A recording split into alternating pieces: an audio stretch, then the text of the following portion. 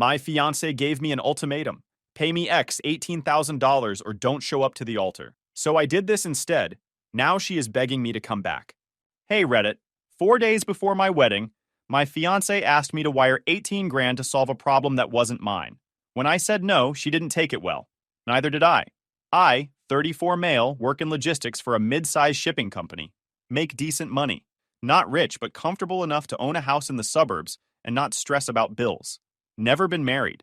Came close once in my 20s, but dodged that bullet when I caught her texting her ex about how I was just stable enough until something better came along. Met Brianna 2 years ago at a mutual friend's party. She was 31, recently divorced, single mom to a 9-year-old daughter named Mia. Told me her ex was a deadbeat who never paid child support and left her struggling to make ends meet. She worked retail management, supposedly, though her hours were always weird and she missed shifts constantly for reasons that never quite added up. I fell for it. The whole struggling single mom thing. Thought I was being the good guy, the hero. Started covering expenses here and there. Rent when she came up short. Bills when she forgot to pay them. Private school tuition because public school supposedly wasn't good enough. Within 6 months, she'd moved into my place. Within a year, I'd proposed. Looking back, I'm not sure she ever actually loved me or just loved the fact that I had money and didn't ask too many questions. Should have known better. But you don't always see the red flags when you're the one holding them up. Wednesday night. I'm in my living room going over vendor confirmations for Saturday's wedding. Boring stuff. The kind of details that make you question why weddings cost more than a decent used car. Brianna's upstairs giving Mia a bath, or so I thought. House is quiet. Everything's normal. Then she comes down the stairs calm, almost rehearsed. Like she'd practiced this. That expression people get when they're about to pitch something they know is insane, but they've convinced themselves you'll accept it because you love them, or whatever justification they've got running through their head. She stands in the middle of my living room, doesn't sit, just crosses her arms and looks at me expectantly. Garrett's got a support thing. If he doesn't pay by Friday, he's in trouble. Can you wire it? Not a question. A statement. Like she was telling me to take out the trash. I looked up from my phone, stared at her for a solid 10 seconds waiting for the punchline. When it didn't come, I said, "Run that by me again." She rolled her eyes. Actually rolled her eyes at me in my own house. Garrett, child support arrears, court date Monday. If he doesn't pay, he gets locked up for contempt. Since you're about to be Mia's stepdad and we're becoming a family unit, we need to handle this. Together. I set my phone down real slow. That thing your brain does when it's trying to process information that makes zero sense? That was happening. Hard. You want me to pay your ex-boyfriend's child support debt. The money he owes to you. For your kid. His kid. It's not for him. She walked closer, putting on that voice she used when she wanted something expensive. Think about it logically. If he gets locked up, everything gets messy for Mia. Courts, pickups, drama. I don't want that on our first week married. It's cleaner this way. She smiled like she'd just solved world hunger. It's an investment in our future. My brain lagged. I actually laughed once. Like it was a joke. It wasn't. For about 5 seconds, I just sat there processing what she'd actually just said to me. So to prove I love you, I need to bail out the guy who cheated on you during your entire relationship. The same guy you've called a deadbeat, a narcissist, and a pathetic excuse for a father about 400 times since I've known you. It's part of being a provider, Landon. Her voice went cold. The act was over. That's literally what men do. You fix problems. You take care of family issues. That's the deal you signed up for. She wasn't asking anymore. She was telling me. So are you wiring the money? Or do I need to start calling vendors and canceling everything? Your call. Clock's ticking. I looked at her standing there in my living room, in the house I bought, that she'd been living in rent-free for 18 months while contributing exactly nothing except attitude and credit card bills. Something clicked in my head. 2 years of this. 2 years of being her personal ATM. I'd covered her rent 6 times before she moved in with me, paid off $9,000 in credit card debt from before we even met, dropped 12 grand on private school for a kid that wasn't mine because public school wasn't good enough for little Mia. Covered car payments, phone bills, emergency expenses that were never actually emergencies. Bought her a $4,000 engagement ring that she picked out herself and then complained wasn't big enough. The engagement ring alone had taken 2 months of overtime, and now she was standing here demanding I pay her ex's child support because that was my job as a man. You know what? I said. I don't think so. Her face went blank, like I'd just spoken a language she didn't understand. Excuse me? I said no. If Garrett owes money, Garrett can figure it out. Or you can. But I'm not writing that check. Not today, not ever. I pulled out my phone and started scrolling through my contacts. What are you doing? Her voice went up 3 octaves. Panic mode activated. Calling the venue. Don't you dare. She stepped toward me, reaching for the phone. I moved it out of her reach. Landon, we have people flying in from 6 states. My whole family bought plane tickets. You'll embarrass yourself. You'll humiliate me. Everyone will think you're insane. Watch. The phone rang twice before someone picked up. Stone Ridge Events, how may I help you? Yeah, hi, Landon. I need to cancel the wedding scheduled for Saturday. All of it. Ceremony, reception, everything. Dead silence on both ends. Brianna's face went white. Sir, I need to confirm. You're canceling the wedding? That's correct. Send me the cancellation confirmation by email. I understand the deposits are non-refundable. Are you absolutely certain about this decision? Completely certain. Thanks for your time. I hung up. Brianna stood there making these weird choking sounds like she couldn't get enough air. For about 3 seconds, she couldn't form words. Then she found them. You psychotic jerk. Her voice was barely above a whisper at first. Then it started climbing. You actually did it. Over 18 grand? You make that in 2 weeks. You just threw away 2 years over what's basically pocket change to you? No, we're done. Get your stuff and go. I live here. Now she was screaming. Full volume. You can't just kick me out. I have rights. I'll call the cops right now. She grabbed a decorative bowl off the side table. Some ceramic thing her mother gave us as an early wedding gift. Probably cost $200. She spiked it on the hardwood like she was in the end zone. It exploded into about 50 pieces. I have rights. You're not on the deed. You're not on the mortgage. You haven't paid a single bill in 6 months. Legally, you're a guest who's overstayed their welcome. My hands wouldn't stay still. I checked my watch. You've got 30 minutes to pack and leave. Mia is upstairs sleeping. You want to traumatize an 11-year-old? You want that on your conscience? Mia's at your mom's place. Has been since yesterday afternoon. You dropped her off so you could get your nails done and go shopping, remember? I tilted my head. Don't use your kid as a human shield. Makes you look even worse than you already do. That broke something in her. The anger cracked and I saw real panic underneath. The tears started. Not real tears. Tactical tears. The kind she'd weaponized about 100 times when she wanted something and I wasn't moving fast enough. She dropped to her knees right there in the broken ceramic. Didn't even flinch when the sharp pieces cut into her skin. Baby, please. I'm stressed. The wedding planning. The family drama. Garrett's garbage. I didn't mean it like that. I just need him handled so we can be happy together. Please. I love you. Don't do this. I looked down at her. At this person I'd been planning to marry in 4 days. This stranger kneeling in broken ceramic and crocodile tears. 28 minutes. She spent the next 27 minutes cycling through every manipulation tactic in the book. Crying, screaming, threatening, begging, back to screaming. It was almost impressive how predictable the pattern was. She was going to tell everyone I hit her. She was going to post about me on every social media platform and ruin my reputation. She was going to make sure I never saw Mia again, even though I had 0 legal rights to the kid anyway. She was going to sue me for emotional distress and take everything I owned. She was going to call my boss and tell him I was abusive. On and on. I sat on my couch and watched her throw clothes into trash bags while she cursed out my entire bloodline. Didn't respond, didn't react, just waited. You think you're so smart? She was stuffing shoes into a garbage bag with enough force to probably damage half of them. You think you can just use me and throw me away? I gave you 2 years of my life. You gave me 2 years of expenses. That's what you gave. That's what providers do. That's what men are supposed to do. You don't get to act like I'm some kind of burden. You're right. I was supposed to provide. For my partner. Not for a dependent adult with the spending habits of a lottery winner and the gratitude of a spoiled teenager. At exactly the 30-minute mark, she was standing at my front door with 4 trash bags and a look that could have melted steel. This isn't over. You don't just get to throw me out and move on with your life. I'm not done with you. Yeah, you are. Goodbye, Brianna. The door slammed hard enough to rattle the picture frames on the wall. I locked the deadbolt, then the chain, then dragged a chair from the kitchen and wedged it under the door handle. Probably paranoid. Didn't care. My phone started ringing before I even made it back to the couch. Unknown number, local area code.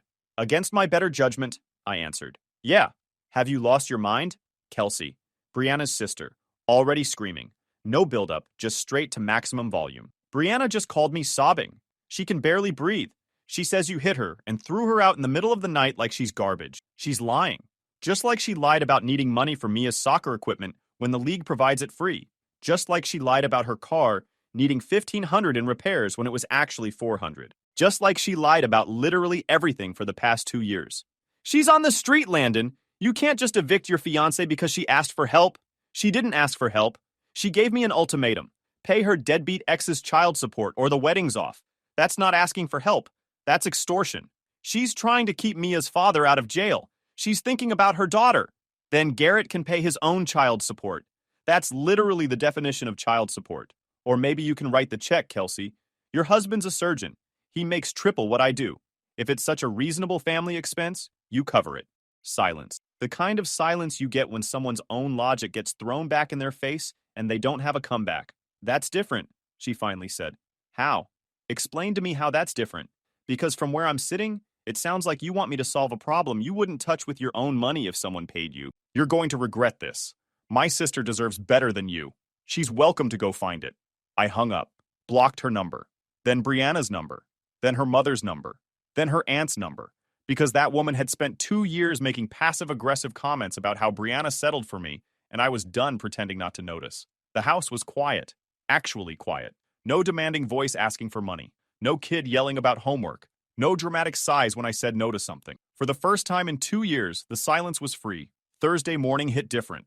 I woke up in an empty house, made coffee without someone complaining about the brand I bought, and drove to work in complete silence, instead of listening to Brianna list all the things she needed money for that week. I was at my desk by 7:30, trying to focus on inventory reports that needed to be finished by Friday. Numbers on spreadsheets. Supply chain logistics. Normal work stuff that usually keeps my brain occupied. Around 10:40, my desk phone rang. Reception. She sounded terrified. Mr. Landon? There's a woman in the lobby. She's screaming. Security is trying to contain her, but she just jumped the turnstile. She says she's your fiancée. She's coming up right now. My stomach dropped. Call the cops. Already did, sir. 15 seconds later, my office door exploded inward. The handle smashed into the wall hard enough to leave a dent. Brianna came in like a hurricane, hair wild and unbrushed, makeup from yesterday smeared down her face. Same clothes from last night, wrinkled and stained. Behind her, 2 security guards were hustling to catch up, but she'd gotten enough of a head start to make this as dramatic as possible. The entire floor went silent. Every head in every cubicle turned to watch the show. Some people were already filming. 3 cubicles down, Rick was already texting me. Security says she bit one of them in the elevator. I didn't respond. Couldn't take my eyes off the disaster unfolding. You canceled the cards?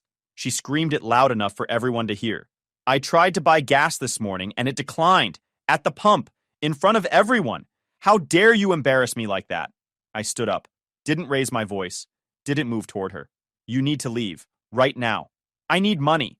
My sister won't take me in. My mom's apartment is too small. And you threw me out with nowhere to go. Her voice cracked.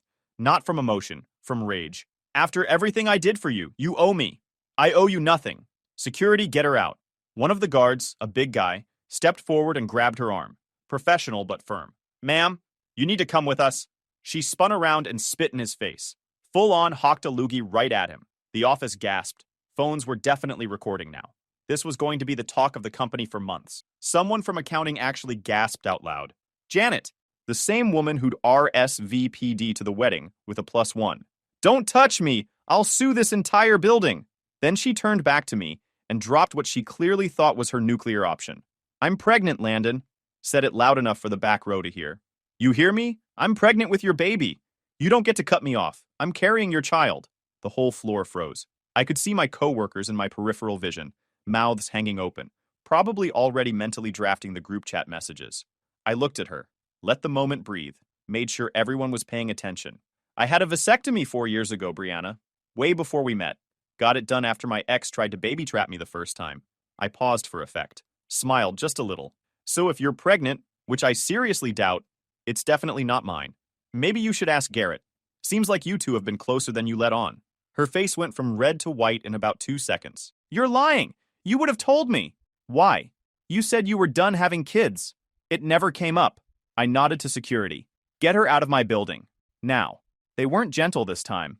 The guard had lost any sympathy he might have had after getting spit on. They grabbed her arms and started dragging her toward the elevator. She kicked. She screamed. She made threats about lawsuits and police reports.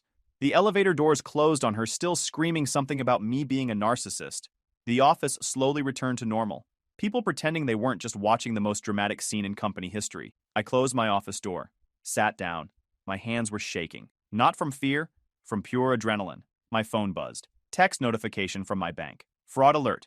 Attempted wire transfer of $18,750 from checking account ending in 6394 to external account. Transaction blocked due to security hold. Please contact us immediately to verify. She'd tried to steal the money herself. Probably right before storming into my office. Must have gotten my banking passwords from watching me log in over the past 2 years. I called the bank, reported the fraud, had them lock down everything, changed every password, every security question, every recovery option. Then I called my lawyer and told him we had a problem. Document everything, he said. Every text, every email, every interaction. She's going to escalate. They always do when the money supply gets cut off. I was starting to see that. That night, I was home eating leftover pizza, standing over the sink like the suddenly single man I was, when my doorbell rang. I checked the security camera feed on my phone. Beat up GMC Sierra in my driveway. Engine sounded like it was held together with duct tape and prayer. Guy getting out looked exhausted. Big dude, probably 6'2", wearing work clothes covered in drywall dust. Garrett, the deadbeat. The child support dodger. The guy I was supposedly meant to save from jail. I grabbed the baseball bat I'd started keeping by the door and answered with the chain still on. Yeah? Landon? He looked at me through the gap, eyes bloodshot and tired. I'm Garrett, Mia's dad. I think we need to talk. If you're here for money, I'm calling the cops right now. He actually laughed, not a happy laugh, a bitter, exhausted laugh. Man, what money? Can you open the door? I'm not here to fight. Just worked a 14-hour shift and drove an hour to get here because I needed to see this for myself. Something in his voice. Something in how genuinely tired he looked. I opened the door, kept the bat in hand just in case. See what for yourself? Garrett stayed on the porch, kept his distance. Hands where I could see them. Look, I don't know what Brianna told you about child support arrears, but it's complete garbage. We have joint custody, 50-50. I pay her $300 a month to cover Mia's health insurance through my union. That's it. That's the whole arrangement. I'm not behind. There's no court date Monday. I'm not going to jail. My grip on the bat got tighter. She said you owed 18 grand in arrears. Said you'd be locked up for contempt. She's lying. He shook his head slow, like he was too tired to even be angry about it anymore. She's been lying about me since the divorce. Landon, she's got a gambling problem. A serious one. Online poker, sports betting, those sketchy casino apps. That's why we split. She drained my savings account back in 2020. Ran up 31 grand in credit card debt without telling me. I had to file bankruptcy just to survive. He pulled up the custody agreement on his phone, showed me the court stamps, the signatures, then the payment app history. $300, same day every month going back 3 years. Not a single missed payment. She had access to everything, he said. Joint accounts, credit cards. Didn't know about the debt until collectors started calling. Found out she'd been playing online poker for 2 years. The ground shifted under my feet. Suddenly everything made sense. The constant emergencies, the perpetual lack of money, despite me paying for literally everything. The times she needed a few hundred for something she could never quite explain. She told me you were a deadbeat, that you abandoned her and Mia, that you never paid child support, and she told me you were beating her. Garrett's voice was flat. No surprise in it. Called me about 3 hours ago, hysterical. Said you broke her ribs and threw her down the stairs.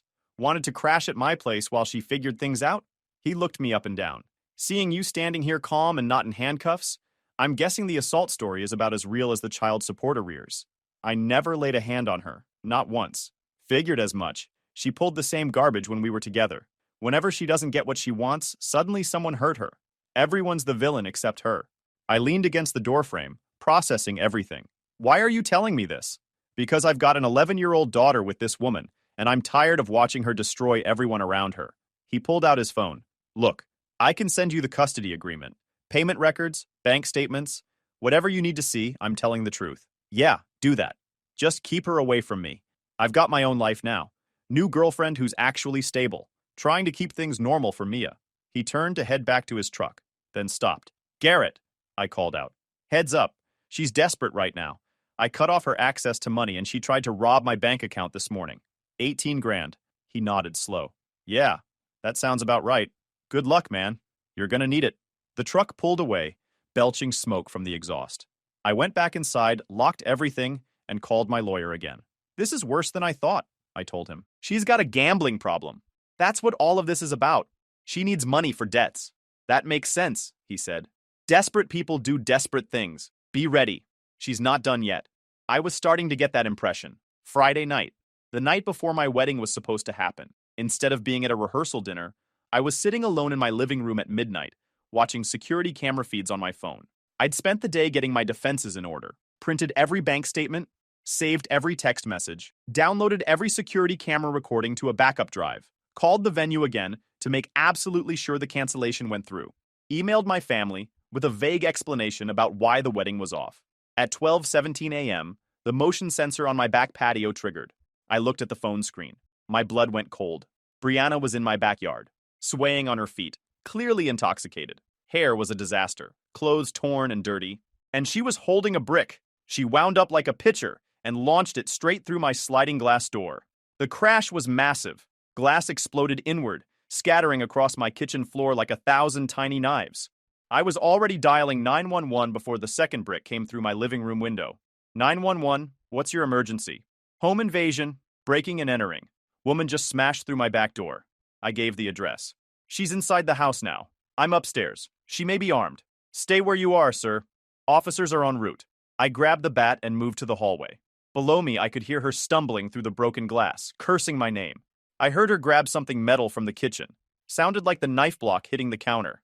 My grip on the bat tightened. Landon, where are you hiding, you coward? It didn't sound human. Didn't sound like the woman I'd proposed to a year ago. It sounded feral. I called the cops. Brianna, get out of my house. You ruined everything. Something heavy crashed downstairs. Sounded like my TV. $600 down the drain. Glass crunched under her feet as she moved through my house. I could hear her knocking things over. Picture frames. The bookshelf. She was destroying everything she could reach. You think you can just leave me with nothing? She was at the base of the stairs now. I have debts, Landon. Real debts. To real people. They're going to hurt me if I don't pay. That's not my problem. She appeared at the bottom of the stairs. Eyes wild. Makeup streaked. Bleeding from her hands where she'd cut herself on the broken glass. She was holding my laptop. A $1,200 laptop.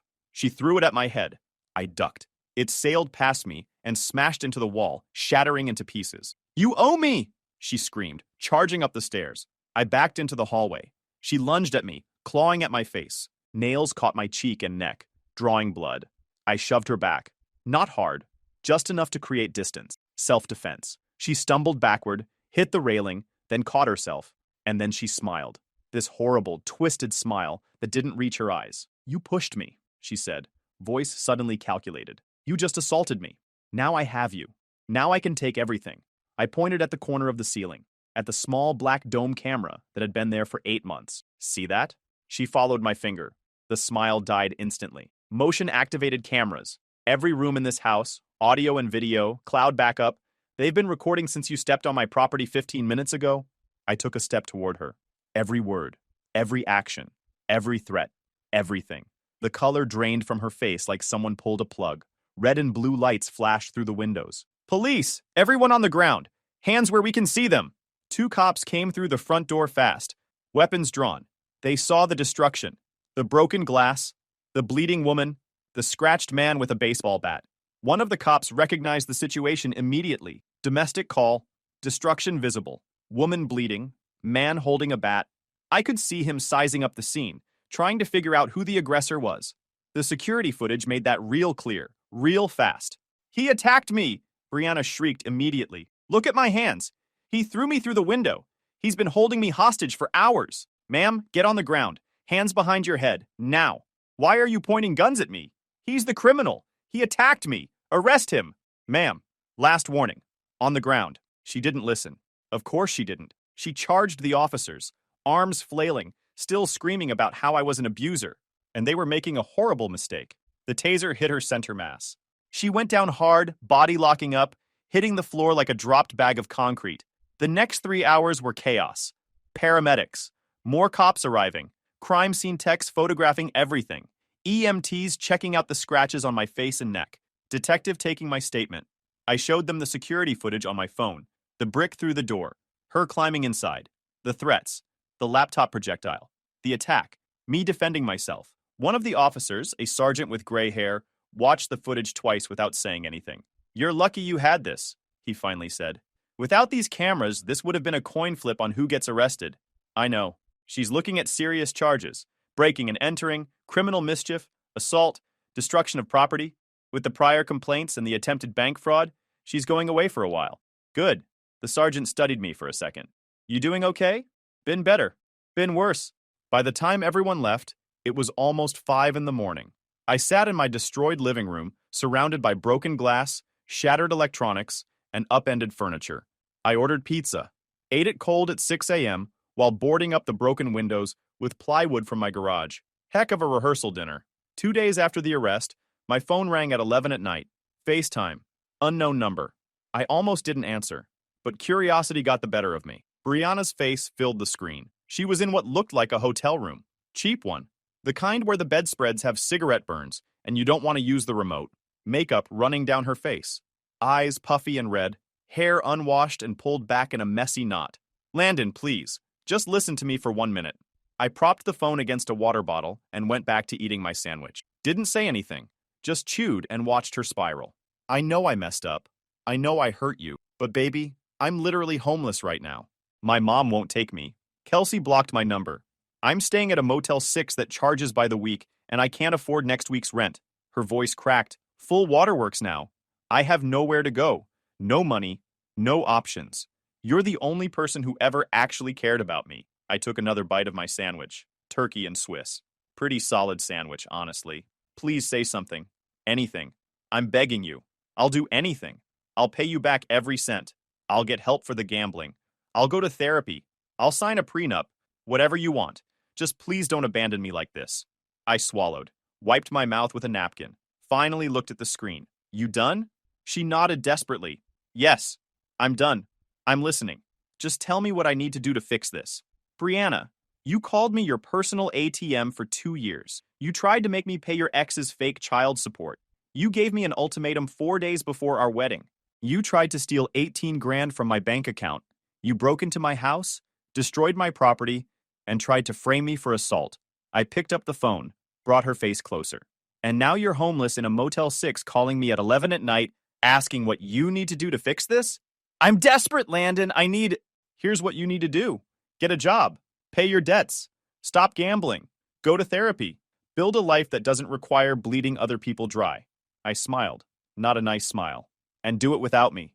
Because I'm not your bank. I'm not your backup plan. And I'm definitely not your emergency contact anymore. Please don't do this. I hung up, blocked the number, finished my sandwich in peace. The next stretch of time was a war of attrition. Brianna didn't go quietly. She fought every single charge. Hired a lawyer she couldn't afford with money. I'm pretty sure she borrowed from loan sharks. Filed for a restraining order against me, claiming I was stalking and harassing her. It got denied fast. Once they saw my security footage, I got a restraining order against her. That one stuck. She violated it 3 times in the first month. Showed up at my work again. Showed up at my house at 2 in the morning. Screaming in the driveway. Sent me 47 text messages from different numbers threatening to ruin my life. The third violation was the worst. She'd shown up at my work again, this time in the parking garage. Waited by my car for 2 hours. Security finally noticed her on camera, just sitting there, staring at nothing. They called the cops before I even left the building. Each violation added more charges, more evidence, more time to her eventual sentence. Each time the cops showed up at her door, she'd apparently have some excuse ready. Wrong address. Didn't know I worked there anymore. Just wanted to apologize. The excuses got weaker each time. Court was a disaster for her. The prosecutor had my security footage, the bank fraud evidence, the text messages, the testimony from my coworkers about the office incident, the testimony from Garrett about her pattern of lying and manipulation, the testimony from her own mother about the gambling problem. The prosecutor played my security footage on a big screen TV. The whole courtroom watched her throw bricks through my windows, watched her scream threats while stumbling through broken glass, watched her charge up my stairs with murder in her eyes. Brianna's own attorney winced. They brought in her phone records, text messages to 3 different loan shark numbers in the week before the wedding, betting app transactions totaling over 40 grand in the past year. She'd been hemorrhaging money faster than I could give it to her. Her lawyer tried to paint me as a controlling abuser who drove her to a breakdown, tried to claim the security footage was doctored, tried to argue she was mentally unstable and not responsible for her action. None of it worked. The evidence was too clear, too documented. The judge wasn't sympathetic. She'd seen too many cases like this, heard too many manipulation tactics, guilty on all counts. 18 months locked up. 3 years probation after release. Mandatory gambling addiction treatment. Restraining order extended to 5 years. Restitution for all damages to my property, just over 11 grand. I sat in that courtroom and watched her face as the sentence came down. Watched the reality hit her that she'd actually lost, that the manipulation didn't work this time, that she was actually going to jail. She looked at me from across the courtroom, not with anger, with genuine confusion, like she couldn't understand how this had happened, how the person she'd been bleeding dry for 2 years had actually stood up and fought back. I didn't smile, didn't gloat, just stood up and walked out. Outside the courthouse, Garrett was waiting. We'd become something like friends over the past few months. Trauma bonding, I guess. How'd it go? He asked. 18 months, plus probation, plus restitution. He whistled low. Dang, that's solid. Yeah, it's done. We walked to the parking lot together. 2 guys who'd been chewed up and spit out by the same person, trying to figure out what came next. You doing okay? Garrett asked. Getting there. House is fixed. Bank account's recovering. Got my life back. That's good, man. That's real good. Mia was in Garrett's truck, playing on a tablet. She saw me and waved. I waved back. Sweet kid. Deserved better than the mess her mother left behind. She asks about you sometimes, Garrett said. Mia. She misses you. Yeah, I miss her too. But it's better this way? Clean break. Probably right. He unlocked his truck. You take care of yourself, Landon. You earned it. You too, man. I drove home to my quiet house. My empty house. My house that didn't have broken glass or screaming or demands for money. I ordered takeout. Watched a game. Went to bed at a reasonable hour. For the first time in 2 years, I slept through the night without waking up to check my bank account.